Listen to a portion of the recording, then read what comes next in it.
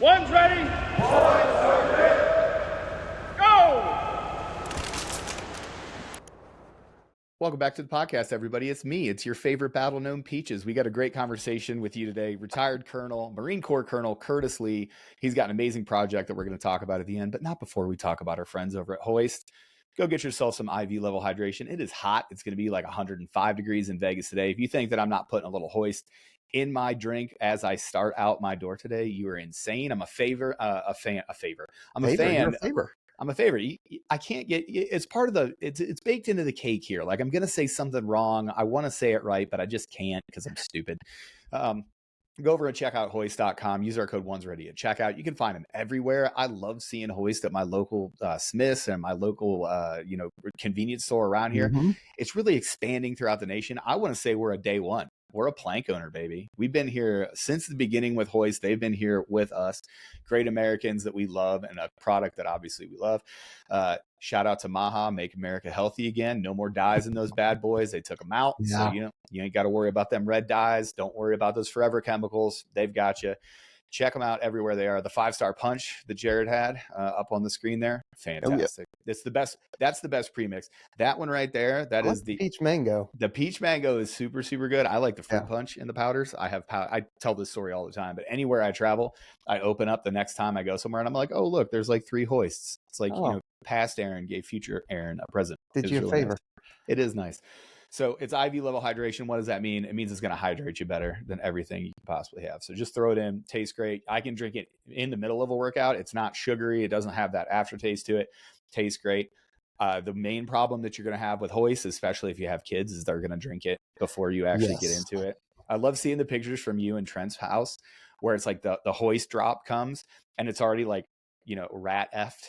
You know what I mean? Like they really need to start shipping it in like labelless boxes. And I know why they do it for advertisement, but when they know it's Hoist because it's right there on the box, it's like, before I'm even able to get home. Let me just crack it in. My wife loves it too. My wife loves the grape, which is just the most chaotic choice. I'm like, listen, I like grape. They're all good flavors, but grape is usually what's left as I pull out the fruit punch or if I drink the other stuff. And she's all over the grape, dude.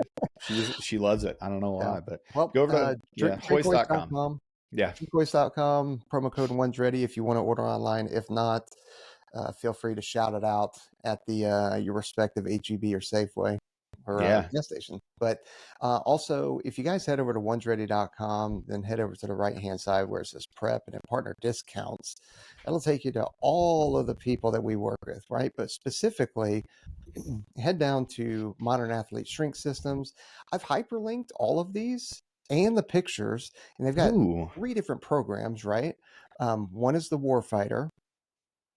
The second one is the Warfighter Elite, which is increased volume and increased strength conditioning and that kind of stuff to help you get to where you need to be.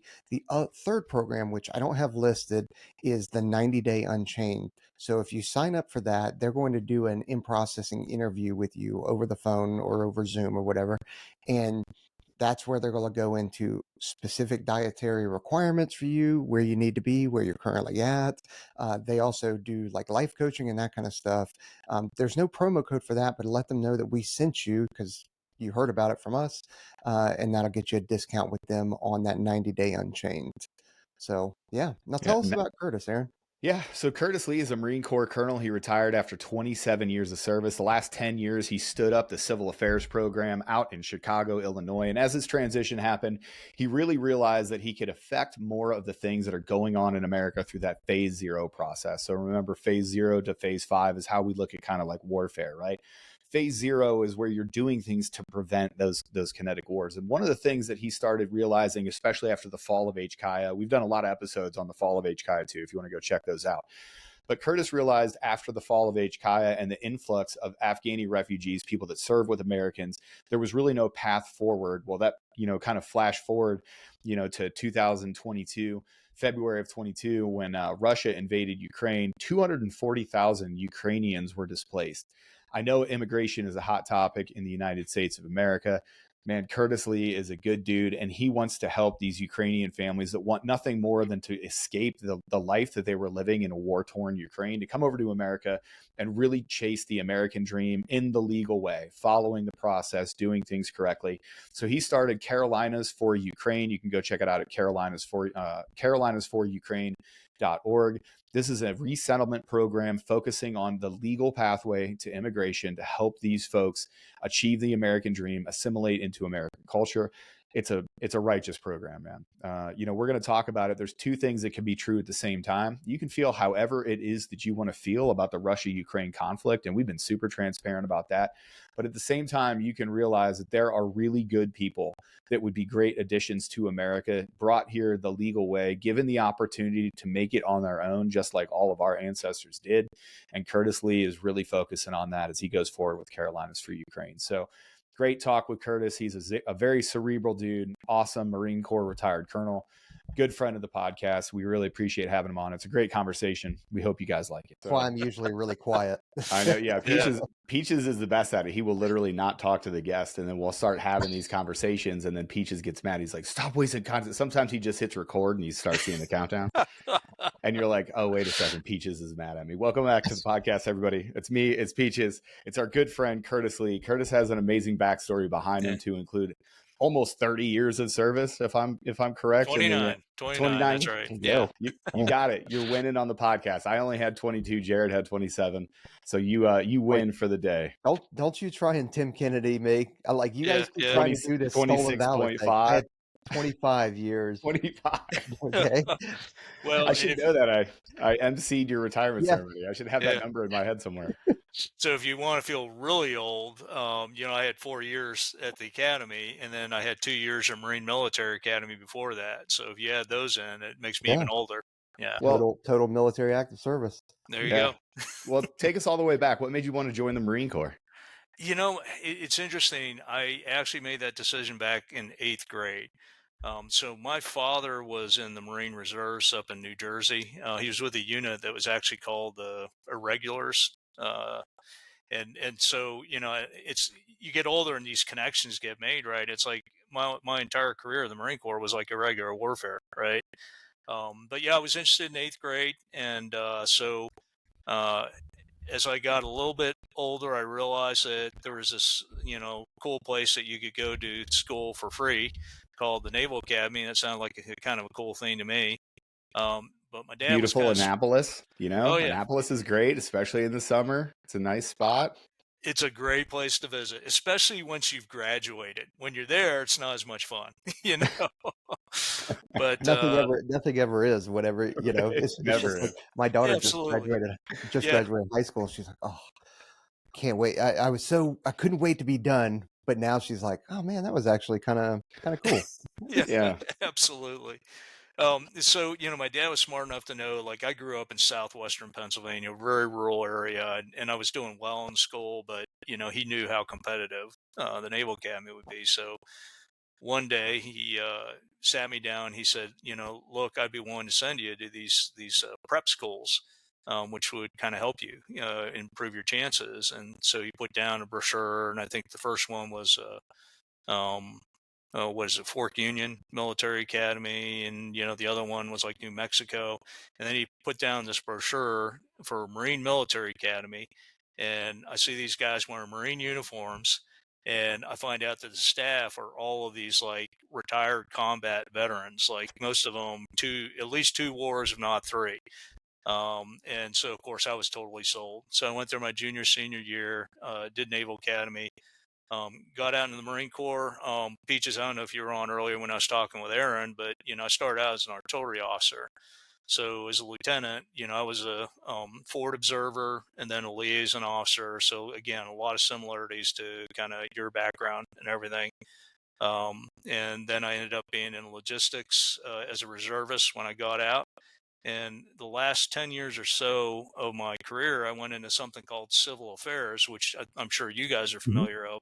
And it's kind of funny because that there seems to be a progression in the Army where a lot of guys start out like Rangers, go to SF, and then they go into civil affairs. Like, as we get older, I like to think we're smarter and maybe not as hard as we used to be. So we go to the civil affairs side, but I really had a lot of fun in that last part of my career.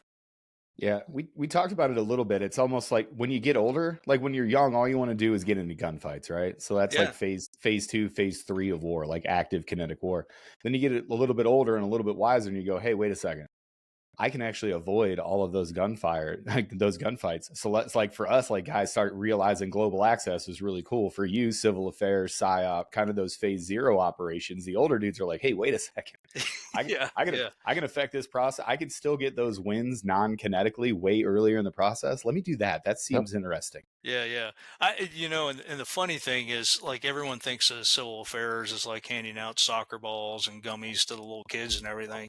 But if you really do it right, it's very strategic and you can have indirect kinetic effects, using civil affairs. Absolutely. So yeah, it's a lot of fun. But I don't want to. This is probably not related to the topic that we're going to end up talking about, but I want to kind of pause on that. How special is it to when you think that you joined and those cadre were decorated combat veterans from previous wars, and you're a young man getting mentored by those. I mean, that is pretty special because you don't get that in like the corporate world that much. You don't get that No. in the private sector that much. If you're lucky enough, you find a successful businessman or something like that who will take you under their wing, provide mentorship for you. But you had numerous cadre that had, I mean, maybe they were all in the same service, but they each had their own story and their own lineage behind them and able to provide mentorship to all of you.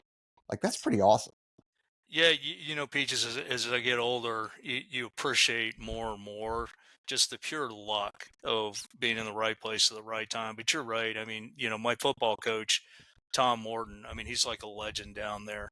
He ran the program forever, but he was one of those 3 war vets. And I remember one day it was really cold outside. So, we were all kind of bitching as, sometimes Marines do, right?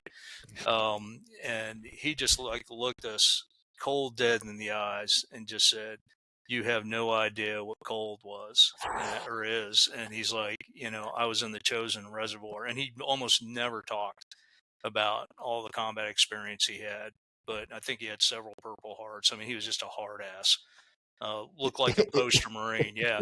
But he's the just fact like, the fact that yeah. he said that to you guys too, you knew you crossed some lines. You You were were like, like, Oh, he was yeah. It's like tired of the your complaining. I'm gonna set you guys. I'm just shut up. the entire locker room just like boom went completely silent. But yeah, you're right. I mean, just all of them. And back then, of course, it's funny because I'm looking back at it now, and I'm a 3 war vet, if you want to use that term, right? Because the post Desert Storm with Operation Provide Comfort, and then Iraq and Afghanistan. Back then, looking at these guys, and I'm not comparing myself to them because those guys were in the real shit, right? I mean, they were really in there. But it's just like, oh, these guys are like legends. They're just amazing human beings, and they were. But boy, they were tough as nails, and Yeah, it was a great experience for a young guy who really wanted to be a hardcore Marine. that's awesome. Yeah, it's just something that I wanted to revisit real quick, just because it's a unique thing, and as we ebb and flow and through combat operations and that kind of stuff, and people say we have a lull right now. Well, I mean, I can tell you that we're still very busy. We may not have your typical rotations in terms of Afghanistan, Iraq like we had for the last 20 years, but people are still out there doing things, and kinetically too. It's just, it's not in your face right now. But again, we were talking about irregular warfare. I mean, the funny thing is, we call it irregular warfare, but it's much more regular than conventional warfare, right? I mean, we're Yeah. doing it all the time, 24/7. Every year. Yeah, just like Aaron talked about, that phase zero is critically important. And a lot of, at least from the special operations side of the house, that's typically what we're doing. That's where we make our money, is in the phase zero. But in Afghanistan, Iraq, we were definitely used, and other operations, we were definitely used as the surgical tool and the kind of default, um, which is not really what we were designed for, which is probably why we kind of ballooned at a massive soft level. But that's a Yeah. whole nother topic. Listen, there's a lot we could talk about, and I'm totally open. All right, but yeah, no, you're absolutely right. I mean, when I stood up my new civil affairs group in Chicago, one of the things I wanted to do was shift us to phase 0, phase 1. To conflict prevention and stabilization and all that sort of stuff. And as Aaron and I are talking about, I know you guys are all retired now, and I've been retired for a little while. There's still a role for us to play if you Mhm. want to. I mean, this whole gray zone world, a lot of it is guys like us, whether it's, hearing the call and when the withdrawal in Afghanistan, or just going out and being in some of these countries. Aaron, you're in Kenya. I spent time in Kenya and South Sudan. There's a war going out there. It may be kind of a Cold War right now, but that whole continent, as you know, Africa, there's a lot of stuff going on out there right now. Well, and it's up for grabs. We just went through, we like to be very balanced here on the podcast. We like to say that two things can be true at the same time. And that's going to be a through line kind of this episode. We just talked about foreign aid, right? Like everybody's talking about USAID and Doge and how all foreign aid should go away. And, Jared and I just have a different No. opinion of that. Like, used correctly, like if you can hurt your enemy simply by doing stuff like civil affairs programs, or being the partner of choice, or being there when that country needs something and they choose America over China or Russia, you're winning. That is a win in the 5th generation war that we find ourselves in. Yeah, I'm with you 100%. I mean, we can be critical about some of the State Department, USAID programs. I know you guys have probably worked with them pretty closely, as I have. Yeah, But unfortunately, in most yeah, cases. and they got a little bit wonky there toward the end with all, the push and priorities. I mean, I was in South Sudan, and you're seeing all this Chinese investment all over the place, and they got like professors at Juba University, Crazy. and our U.S. embassies flying the rainbow flag and talking about LGBTQ plus stuff, and it's like a very traditional society like that, I just don't think that's going to resonate very well. No, yeah, crazy. It didn't. It's almost like all cultures have different values, and when you try to project yours onto another, maybe that has second and third order effects that you're not Yeah, willing to imagine that. accept. Yeah. Almost like the colonialism that everybody hates, right? Right. Yeah. Yeah. Yeah. If I remember, England, this is just after July 4th. England blew a 13 colony lead. They tried that stuff with us, and they found out. You know what I'm saying? Yeah, that's right. We just celebrated Happy Traders Day, right? Yeah, absolutely. Treasonous bastards. Yeah, treasonous bastards, insurgents that 100% ran an insurgency over here, and then they paid the price for it. So, as you're kind of getting to the end of your career, that last 10 years, that last decade that you spent in civil affairs, I get the feeling that you really started switching gears, and you really started making two things true at the same time. You could really see the inputs and outputs of the things you did. You went and you did the kinetic war thing, and you got your you made your bones in GWAT. But as you shifted gears through that last 10 years of your career, it seems to me that you started taking on a whole lot of other projects and a whole lot of other priorities that you wanted to get after. So as the transition happened out of the Marine Corps, so full bird colonel, you were the scariest, a Marine colonel is the scariest person on the face of the planet, because they haven't made a star yet, and they're still willing to yell and lead at Marines, which is my favorite thing ever. Like, anytime I needed anything done, that gunny can get it done, but if he's got a colonel that likes him, forget about it. You're getting whatever you want. So as you made that transition and you were getting ready to go into your civilian life, what was your path forward? Because a lot of people don't have a clear vision of what they want to do when they get out. Yeah, it's interesting that you bring that up, because one of the things I've seen with a lot of my friends, especially the ones that stayed in, is they're really not prepared for what comes next, right? So for me, I was fortunate because at 7.5 years, I got out and I became a civilian, right? And I stayed in the reserve, so I kind of lived in both of those worlds. So I was very used to kind of shifting from one thing to another. But to your point, as I came toward the end of my career, I mean, when I stood up that unit in Chicago, I knew that would be like the pinnacle of my career. I'd never do anything better than that as a colonel. And, my chances of making general, I don't think were that high anyway. I was always a bit of a maverick. Yeah. And I didn't You're spend any dangerous. time at the flag headquarters, so for a lot of the right reasons, they probably wouldn't have wanted to put a star on me. But man, what fun it was. And, I started thinking about is like, how can I take some of these experience and skill sets and make my community better, or make an impact in other ways. And so, that was kind of the genesis of a lot of these things. I started getting involved in my community because, we had done a lot of kind of hyper local development. And, we had this area right outside of like, we have the Government School of Science and Math right there in Hartsville. And the area outside of it, the Oakdale neighborhood, was not a great area. And so I kind of went in there, kind of used some of the same techniques that we did of, trying to assess, what's going on, and, what are your options to form interventions that would improve the place. And to make a long story short, started working with the city, and we got a community block development grant to, improve the area. And, that was kind of my first introduction in kind of local community development. So doing that, and then at some point they asked me to start up a new community foundation for our city. So I was the chair for that, and that helped me to learn a lot. And the reason I bring that up is because that community foundation is the umbrella organization that we have now put Carolinas for Ukraine under. So they're kind of the fiscal board, if you know anything about charitable organizations, right? So they're the one that oversee the money, and they take care of a lot of the admin and everything, so that our smaller organization, Carolinas for Ukraine, can be focused purely on operations. So it's stuff like that. It's wonky, it's bureaucratic, but that's how you get stuff done, right? You got to figure all that stuff out. Um, Go Yeah, ahead, and Peaches. You had a question? well, and I was going to say it's when you look at global politics, or just say America, right? Hmm. You look at big federal politics, and you're like, dude, I can't affect anything. Like, Yeah, what chance do I have of running for office, being a governor, or anything like that, or even higher, right?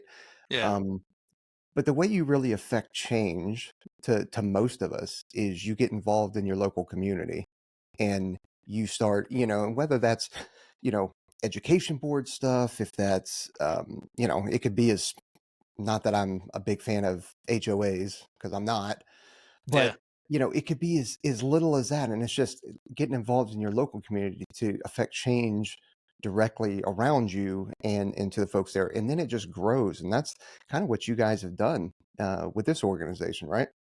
Yeah, that's absolutely right. You really nailed it. And the sad thing is, about you think about our education. Like, I don't know if you all have ever served on a board before.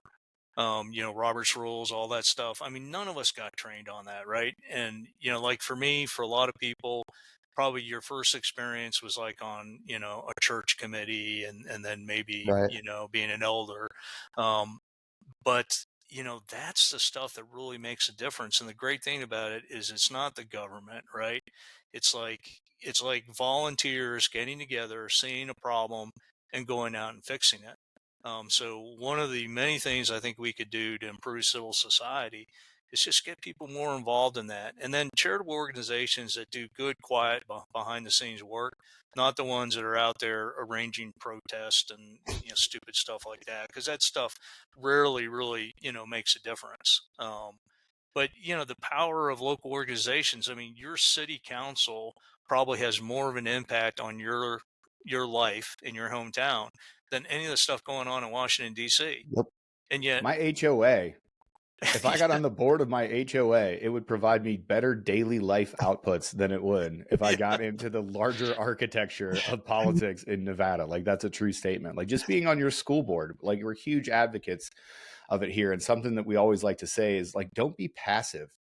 We've gotten into this weird feedback loop where you think a comment on an Instagram or a retweet is actually action. It's not. You're not doing anything.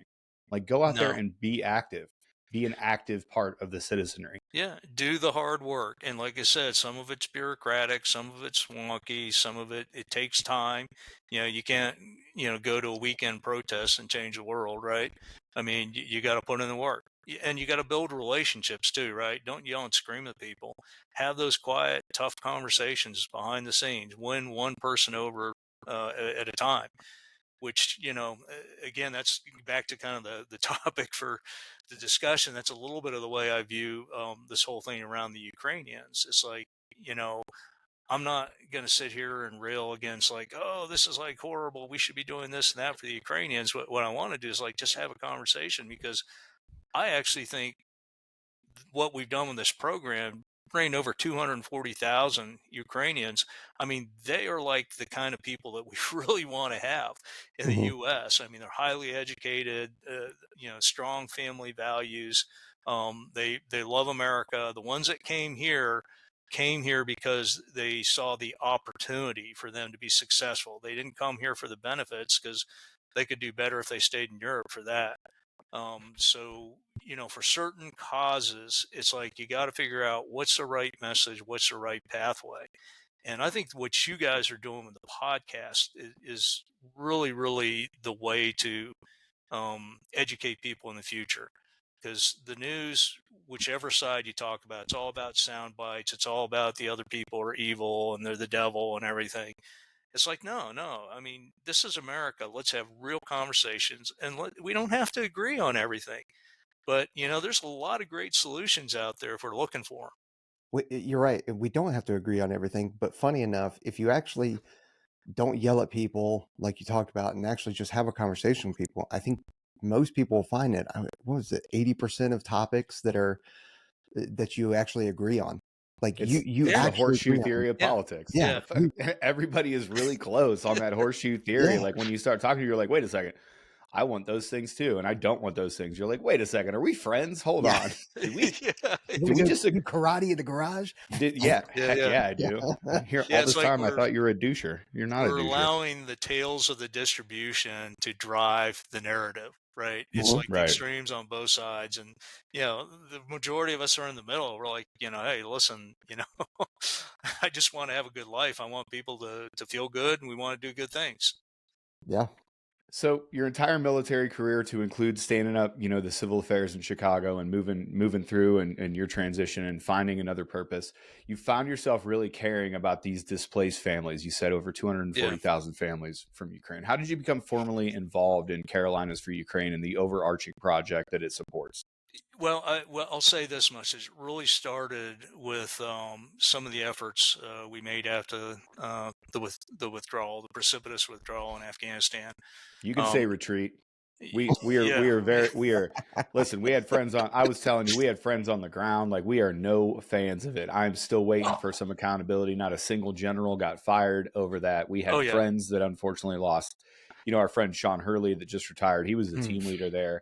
His team at Abbey Gate actually was credited with more than 10,000 saves out of there, to include going off base and getting into I guess they'd be Afghani standoffs because it wasn't in Mexico, but literally looking over their rifles at insurgents over their rifles and saving people and bringing them back on base.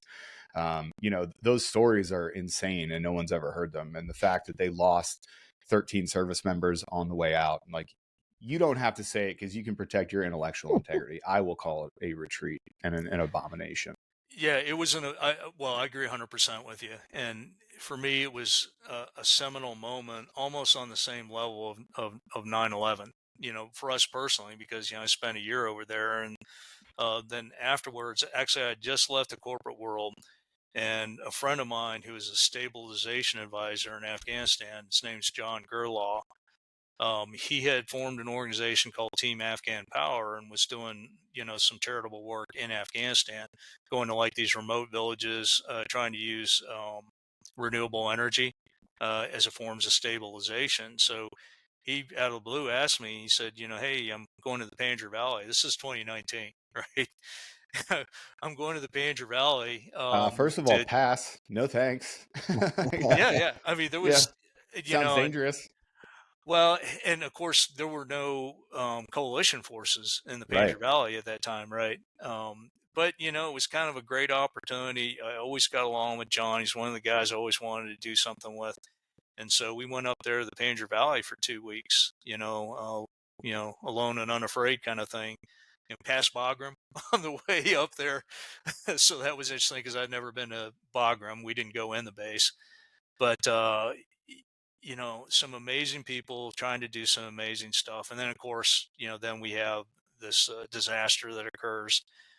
So John rejiggered Team Afghan Power uh, to humanitarian relief and evacuation.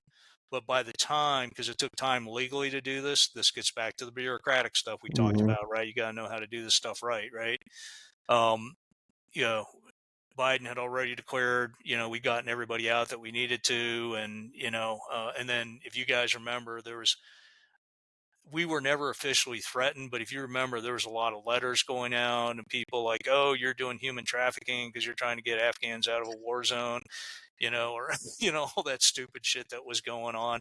Just Um, unbelievable. Like, yeah, bro, can you see past your nose for about 2 seconds here? right. But, we got into this whole thing about, we were talking about, okay, where do you fly them to? Because by that time, a bunch of people they've overflowed Doha and all the military bases, right? Yeah. And you couldn't get permission. The embassies wouldn't help you at all with anything. So, you had to find a place to put them. And then it costs a lot of money to keep them there. And you couldn't guarantee how long they would need to be there.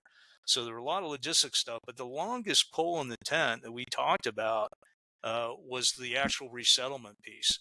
You got to find them a new home. And then you have to have them a pathway to stay in that home, or at least get stabilized enough that they can decide where they want to be for their final destination.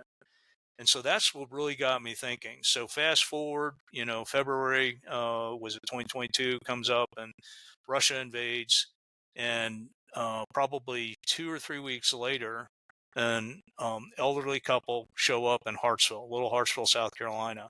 Well, they are the parents of a Ukrainian that settled in Hartsville like 17 years ago at that time. Hmm. And, I was kind of like, oh, that's interesting. And our church, we organized like a concert to help them and everything. And then about a month later, I just hear secondhand that there's a Ukrainian family that showed up. Uh, and I'm kind of like, okay, how did that happen? And I find out that there's this a woman, a great volunteer, who had heard about this brand new program that the president had created called Uniting for Ukraine. And this program's a little bit different because you had to have a U.S. sponsor that would actually vouch for the Ukrainians and would pledge to kind of help them financially.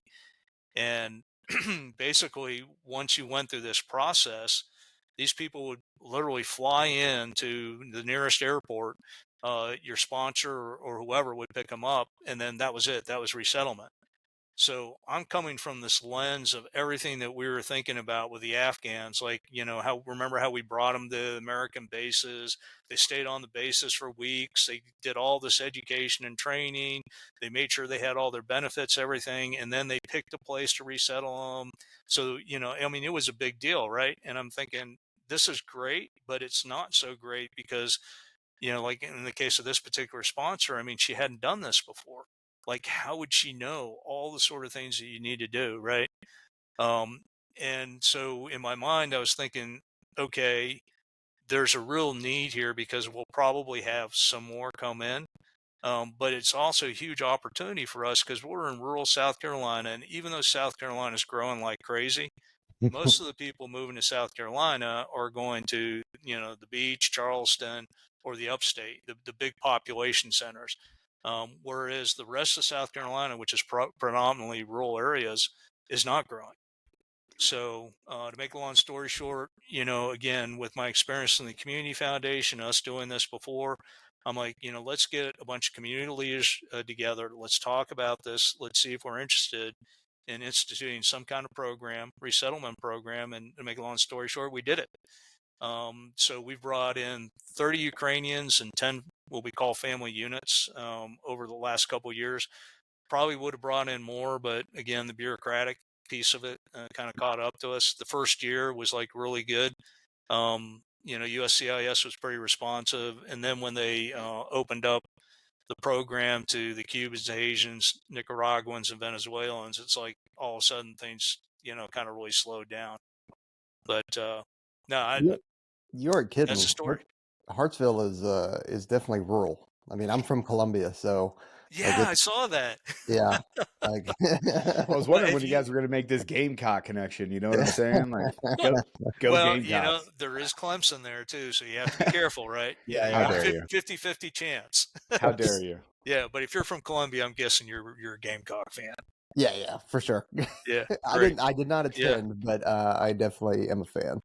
Yeah, but have you been back to Hartsville recently? Like, when was the last time you were there? I actually was thinking I don't know that I've ever stepped foot in Hartsville, like actually Yeah. proper. I've been around it, but I don't know that I've actually been in Hartsville. Well, if you ever, do you still have family in Columbia? Oh yeah, Yeah, if you ever come back, please, I would love to invite you over. yeah. It's a nice, it's a small town. 7,500 is the Jeez. actual city. Yeah, the zip code's probably like 25 to 30,000, so it's a little bigger than that. But it's a really neat place. You Yeah, know, that's cool. yeah, So as the world works, man, so you ran into a little bit of a problem. So if I'm tracking current news correctly, there seems to be a lot of feelings about immigration into America as it sure, stands. Nah. It, yeah, it was just a quick Google search. I just typed in illegal immigration and I got all these news stories, man. yeah, So I want you to really like speak to the goodness and the differences of what you're doing as opposed to what everybody is, and when I say everybody, like I affectionately refer to them as normies. People that yeah, read the headlines and don't dig one step deeper. They look at the Russia-Ukraine war and people are going to feel some type of way about that. We all have our own personal opinions on that, right? And then people are going to feel again about immigration as it stands as in the national discourse that we're having now. So what is your organization doing that people should be aware of that is not the immigration problem that we're seeing across America? Well, I think it starts with the fact that we personally screen every Ukrainian family that we bring over. All right. We want to make sure they know that it's a good fit for them. We make sure that at least one of the parents can speak English conversationally because that's really critical because we just Mhm. don't have the infrastructure that a big city would have, right? We make sure that they understand that they're coming in a small community that's going to embrace them, but they need to be part of the community. They need to integrate. So that's one of the nice things is that, you know, 30 people isn't overwhelming, right? So we're not taking people off, we're not stealing people's jobs, anything like that.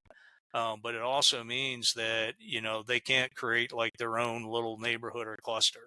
You're not going to have a little Ukraine, in Hartsville, South Carolina. So that integration piece is really really critical.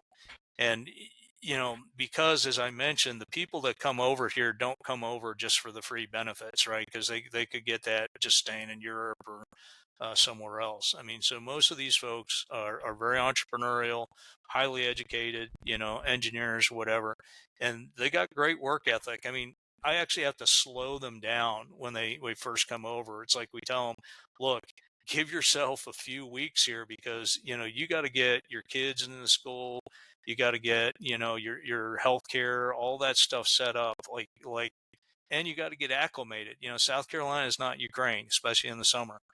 Oh yeah, brother. They got they got mosquitoes that'll carry you away in South Carolina. You, That's you guys right. ain't you guys ain't dealing with that in Ukraine, Bubba. You get one of them southwestern lowland terriers with wings, and you Oh might yeah. might have a Yeah. problem with that kid flying away. Well, and some of them, a lot of them, of course, they have to start in kind of like the cash economy until they get a work authorization. Yeah. At least when the program first started, it would take you 5 or 6 months to legally be able to work in the U.S. And of course, they're like, hey, I'm not waiting. So they're doing Yeah, construction jobs, they're doing all that stuff in that, nice, hot and humid South Carolina afternoons. So anyway, the biggest problem with them is kind of okay. Be patient. All right, and everything will come together. But they've been amazing contribution to the community, and I think this counters. If there's anything that counters a narrative about all um, the bad immigrants coming in, it's actually knowing people, right? right. It's like when your kids go to school with their kids, when they're on the swim team, the baseball team together, when you see them working out at the Y, and you get to know them as people. you start to realize that not all immigrants are bad. Well, and people often say that our country was built off immigration. I always resist that. Our country was built off settlers. Our Yeah, country was built off of settlers that came here and wanted to assimilate into a new culture. And assimilation is the big difference here. And what you said is, we want people to integrate. These people cannot wait to assimilate to American values. They cannot wait to uphold the things that I love. And two things can be true at the same time. I am staunchly anti-illegal immigration for people yep, that do not want to assimilate. I do not want a little Somalia in places like Minnesota. I think that is antithetical to the way that our country was formed and the idea of the founders moving forward. But your specific cohort of people, they're doing it exactly the right way, being vetted when they come in. yeah. They have a want to assimilate and then give back to the community, bringing their diverse background as part of the true melting pot. You're right. I mean, it's the American story, isn't it? I mean, it really It is. really And it's how my grandparents came here. My both of my on both sides of my family, I was first generation Irish. Like my mom was born here in America, but both my grandma and my grandpa yeah, on that side of the family were both born there. They moved to Baltimore to build ships until they could settle in Akron, Ohio because of the rubber industry. there you go. And that's what it was. And there Yeah, was no like, oh well, of course they moved to an Irish neighborhood, but the Irish neighborhood was right next to the Italian neighborhood, and then they all had church and dinner together. You know what I mean? Like yeah, that's what America is. And they formed a good, strong, it's always funny too. Like I was about to call it, a Midwestern culture of what they have. Ohio is one lake away from Canada and one state away from the beach. So I yeah, don't know how that's Midwestern in any sense, but we've always said that, like, oh, well, yeah. Ohio is the Midwest. Bro, it's like Northeast if it's anything else. A digression. But that's what it is. You bring these folks in from everywhere that do it the right way, that adhere to a process, that are vetted before they come in, and then they find a life for their family that is better than the literal war-torn hellscape that they escaped. Yeah, and the interesting thing that we're starting to see now is that, a lot of the Ukrainians that came to the US, they obviously went to the major population centers because they thought, okay, there's a Ukrainian community there, or, we're going to get more support or whatever, right? And what they're finding is that it's harder to probably live that American dream in the big cities than Oh it yeah. is in the rural areas. Oh So yeah. we actually had our first Ukrainian family that has relocated from Chicago to Hartsville based on, because they talk to each other. They have friends. They find out, hey, there's this community that's actually, very supportive, and everybody seems to be happy. Their kids are happy, right? Because almost every single one of them, the reason they came to the U.S. was really for their families. They want a safe place for their kids. And Chicago is not a safe place for the kids. I'm just Iraq. gonna, Chirac. I am just going to put it out that there were 3 mass shootings in Chicago last week with over 40 injured, 9 dead. yeah, Chicago is not the safe place you were looking for, my Ukrainian yeah. friends. Well, but Like, it's also so expensive, right? I mean, Yeah. oh yeah, crazy. Yeah, I Illinois mean, is crazy. yeah, and I'm not saying Hartsville's cheap either, but in relative sense, Comparatively, right? yeah, yeah. But no, yeah, I agree with you. So we are settlers, and I would say immigrants, because there were waves of immigration that came in through the time, right? But there's a couple of differences that a lot of folks well, you can kind of guess what I am. I'm a registered Republican, right? I'm a conservative guy. I'm just like Gasp! you. I mean, Thanks for that. Gasp! You just got us I'm nuked. Yeah, you just big. got yeah. I'm YouTube a already hates us, man, and now we're just absolutely nuked from orbit. God forbid I say I love America. You know what I Yeah, mean? but I try to be. I like to hear different viewpoints, right? Right. And I can be convinced to at least alter kind of my view on things. But illegal immigration is just a non-starter. All right, and I do agree that a lot of our immigration policies and laws probably do not support the level and type of immigration that we really need as a country. Like if I back up, like I said, the Ukrainians, I'd bring them over, right? It's like Mm-hmm. these are exactly the kind of immigrants that we want. They're bringing all the kind of values and all the kind of skill sets and work ethic that we want to bring. But our current visa system, as you know, it's just really hard to get people in, and then it's It's really just hard to get broken. them Yeah. and a pathway to citizenship, right? Just broken. Yeah. I can say that in the same breath. Again, two, three, the theme of this episode is going to be two things can be true at the same time. Like, I could be completely anti-immigration, anti-illegal immigration, and I can still say in the same breath that the way that we actually bring in people that we want, high value immigrants to this country, completely broken. It needs a complete and total revamp. Right. And I'm sitting here, we're going through this bureaucratic process to try to get, approval, travel authorizations to bring these Ukrainians over. And then when we bring them over, and I'll admit, like, sometimes they're eligible for a little bit of assistance starting out, but, within 6 months, they're up and running, they're paying their taxes, they're doing all that stuff. Right. I'm actually tolerant for that because it really is hard, starting out in a new country. That's what those programs are supposed to do, and we've poisoned the well. So, and we talked about it at length on our foreign aid, episode that we just dropped too. It's become such a poisonous topic that you paint the same programs with the same brush. No, listen, even as a conservative guy, and I am super conservative, I don't even consider myself a rank and file Republican at this point, right? Like, I'm a constitutional literalist and a very conservative dude across the board. Yeah. There should be a minimum social safety net exactly for what you're talking about. It's not a handout, it's a hand up. It's, hey, you need some help for a little bit for your family. Okay, now go do. Right. The return on investment is so huge. And if you look at the quote immigrants, the bad immigrants, the ones that are causing trouble, part of that is because we're not resettling them. They come in, they can't work because they don't have work authorizations. They're in bad places with bad friends and neighbors, and they fall into that stuff. There's a fascinating book that talks about the origin of MS-13 that was written by a friend of mine, Sam Logan, who's a journalist who worked with them closely.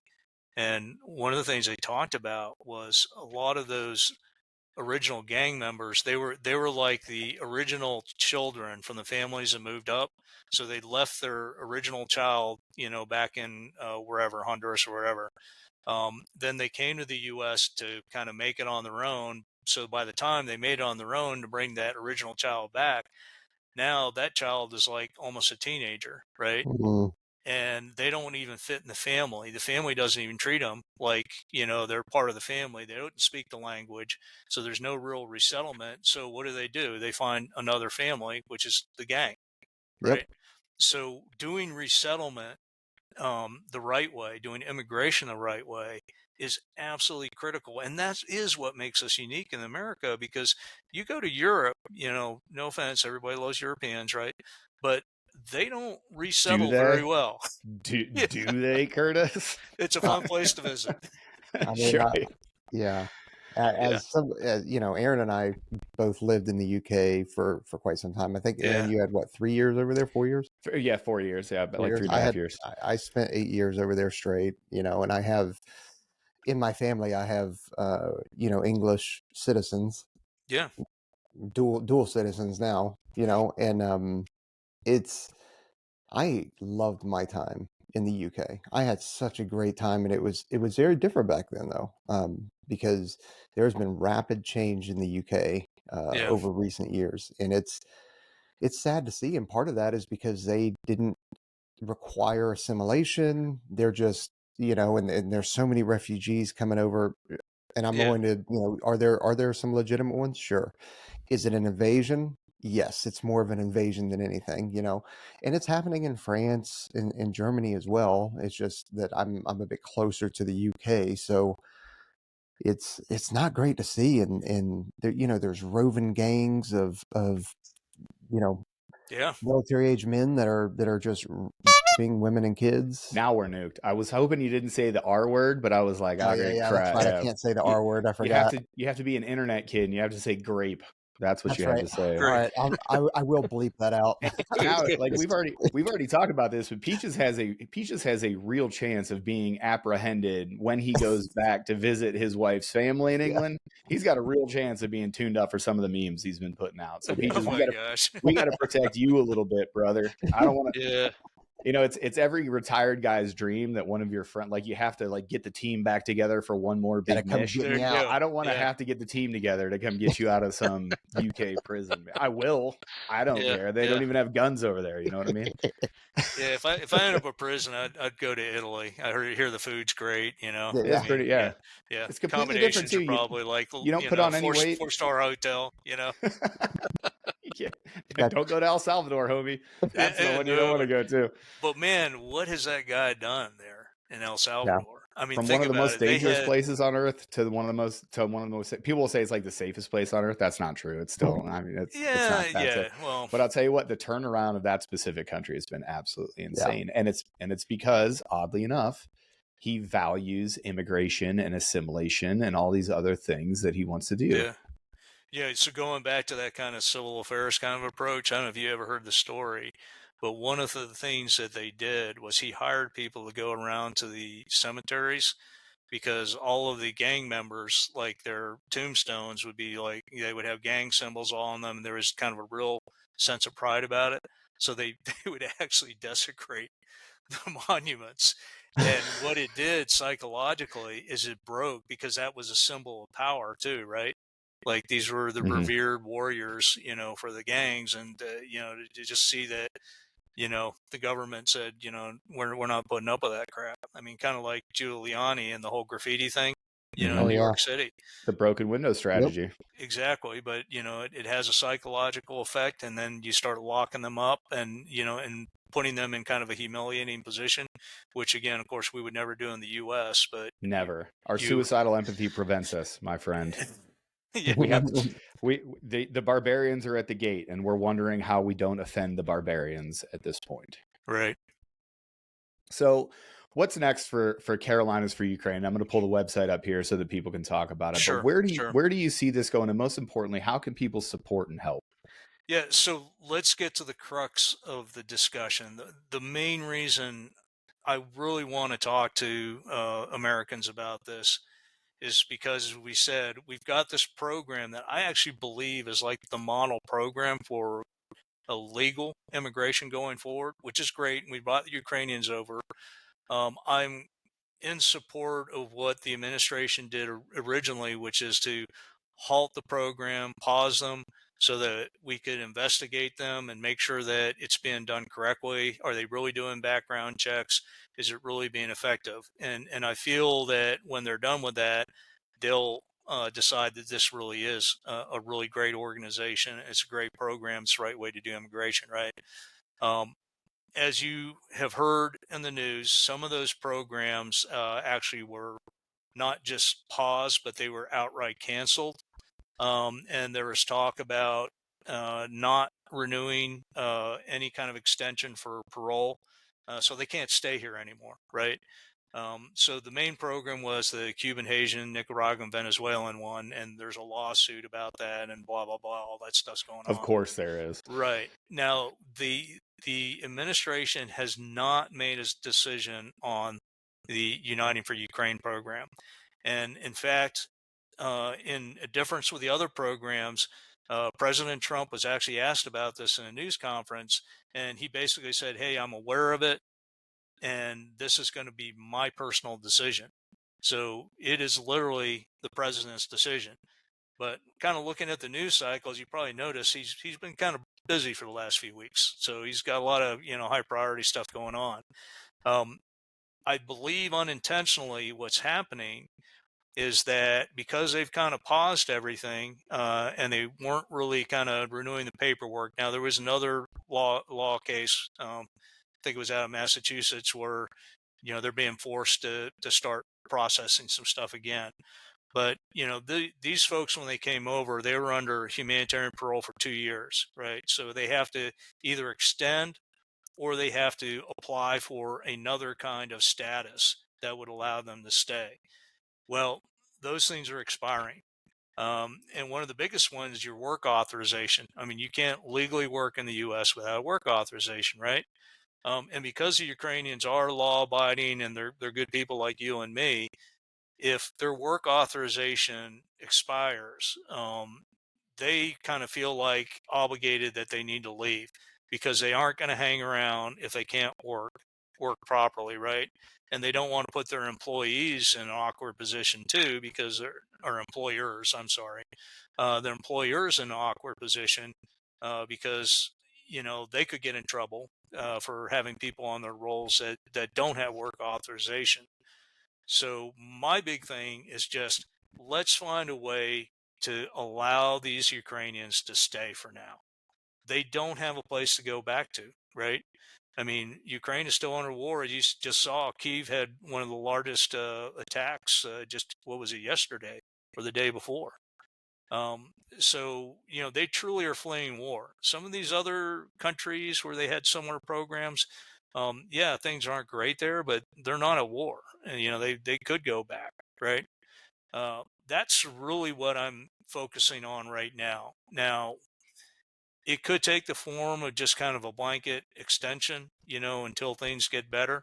Who knows? Maybe a ceasefire will happen, in the next several months, or whatever. We're not saying that we're giving them a straight pathway to citizenship. They'd still kind of have to work through that pathway, but just don't put these folks in this bad position, right? They're incredible people. Most of them are traumatized. I mean, they were under bombardment and everything before they came here. They've moved at least once before they came to the U.S., right? So just let them stay. As long as they're abiding by the laws, paying their taxes, they're part of the community, there's no reason to force them to go out. And I think this goes along with the president's priorities, right? I mean, let's focus on the ones that are here illegally, didn't come in under a legal program, and the ones that are not contributing to society, and of course, the ones that are criminals. All Hmm. right. That's my main message. Sounds like a good message to me. Yeah, like again, agree. I don't know how I'm supposed to cap that. Well, that's the thing. It's like, it seems common sense. I mean, we're talking about common sense stuff, right? And, it's happened before. I think under the Biden administration, they just did a blanket, hey, we're extending, the Ukrainians for another, year or two. In Europe, I think they just did it. Not that we want to use Europe as our model, as we've kind of discussed. So I don't think it's a hard thing to do. And I think it counters some of the narrative that's out there right now about how the Trump administration is approaching the immigration issue.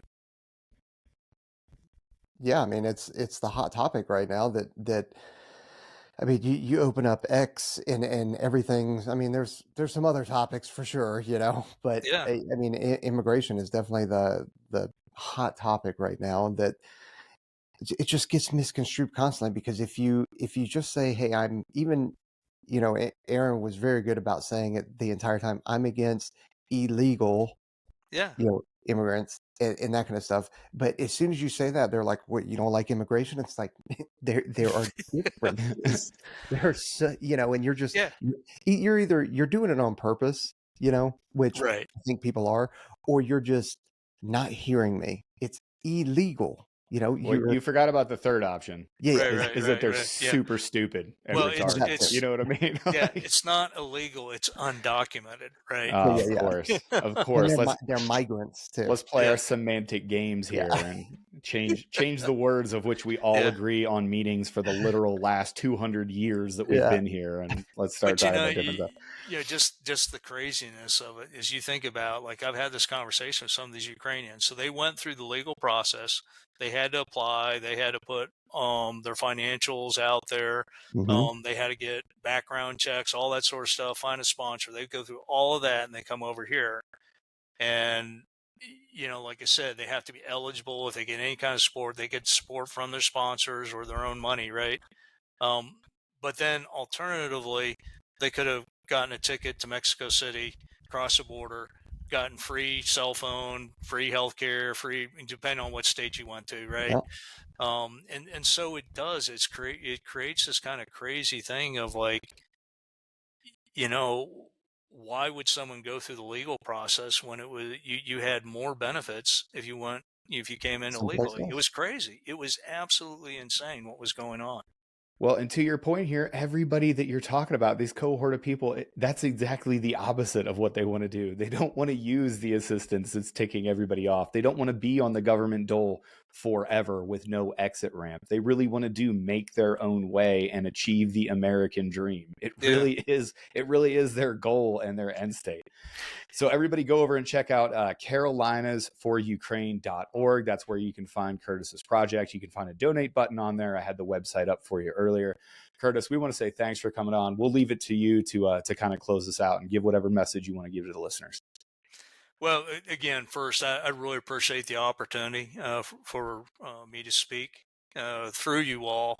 I think what you're doing in the podcasting format is incredible. And like I said, hopefully we'll get us back to having real civil conversations and real common sense sort of stuff.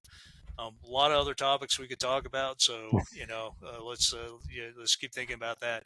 But, my final message is when it comes to the Ukrainians that came here under a legal program, that are good people, that are fully integrated into the community, that are working, paying taxes, all I'm asking is just give them a chance. Just let them stay. Let them stay a little bit longer, because right now, of the 240,000 that came over, I don't know how many have left.